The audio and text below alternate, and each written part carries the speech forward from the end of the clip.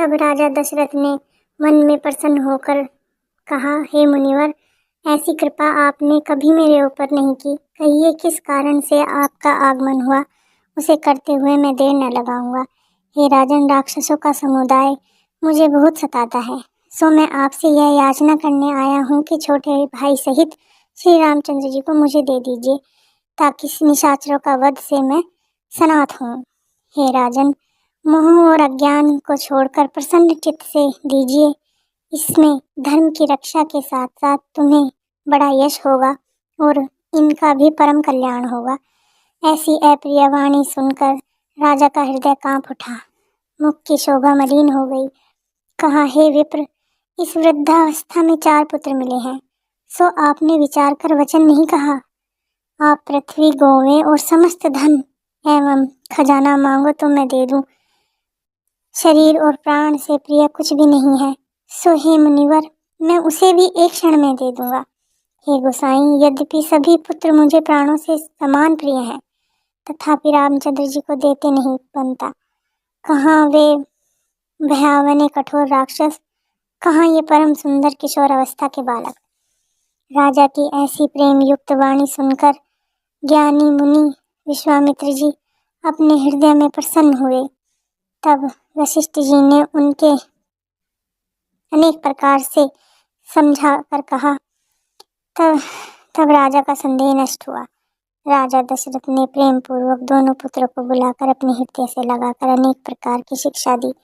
फिर विश्वामित्र जी ने कहा कि हे स्वामी, ये दोनों पुत्र मेरे प्राण हैं। अब आज से आप ही इनके पिता हैं, दूसरा कोई नहीं है। राजा दशरथ ने प्रेम पूर्वक दोनों पुत्रों को बहुत प्रकार से आशीर्वाद देकर विश्वामित्र जी को सौंप दिया। तब प्रभु अपनी माता के महल में जा पहुंचे और उन्हें प्रणाम कर चल दिए।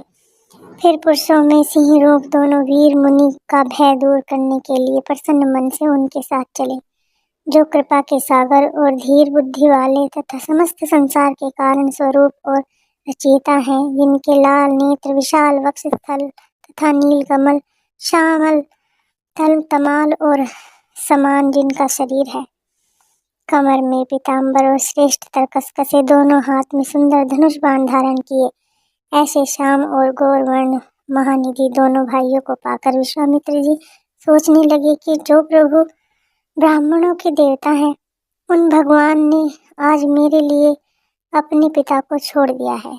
ऐसा सोचते चले जा रहे थे कि ताड़का राक्षसी दिखलाई पड़ी। मुनि ने उसे रामचंद्र जी को दिखलाया।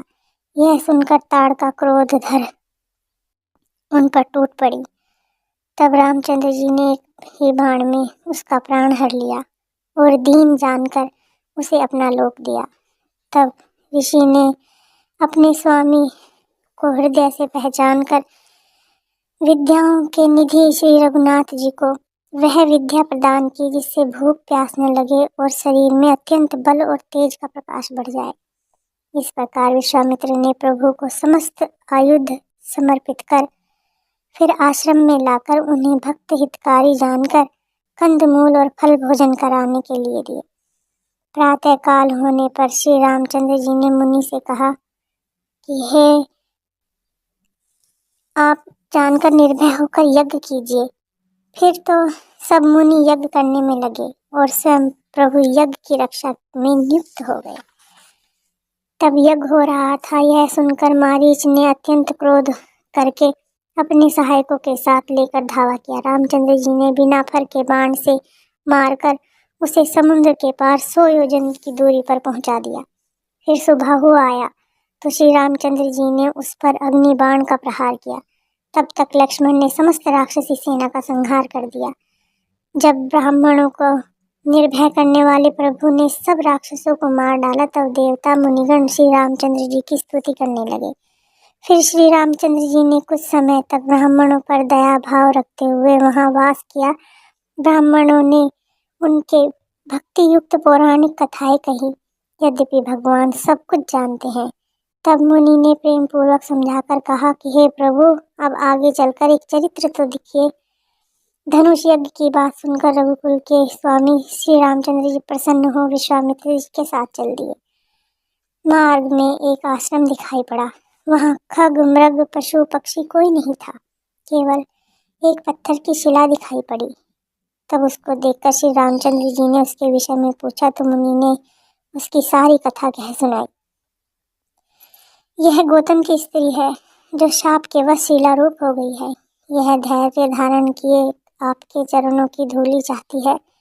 सो हे रघुकुल के वीर श्री रामचंद्र जी, इस पर कृपा करो।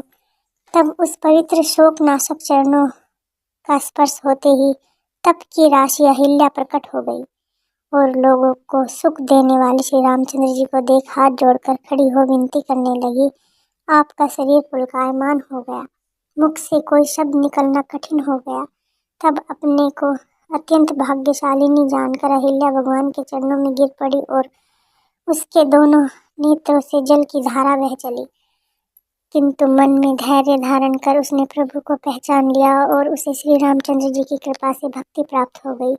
फिर वह अत्यंत निर्मल वाणी में यह स्तुति करने लगी, हे रामचंद्र जी, आप ज्ञान से जाने जाते हैं, आपकी जय हो। मैं स्त्री हूँ, अपवित्र हूँ, किंतु आप प्रभु तो संसार को पवित्र करने वाले, भक्तों को सुखदाता और रावण के शत्रु हैं।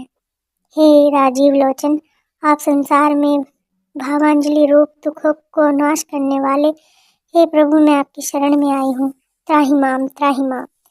हे प्रभु, मुनि जी ने जो शाप दिया वह बड़ा अच्छा किया, मैं उनका बड़ा उपकार मानती हूँ। शंकर जी जानते हैं उससे मेरा बड़ा लाभ हुआ।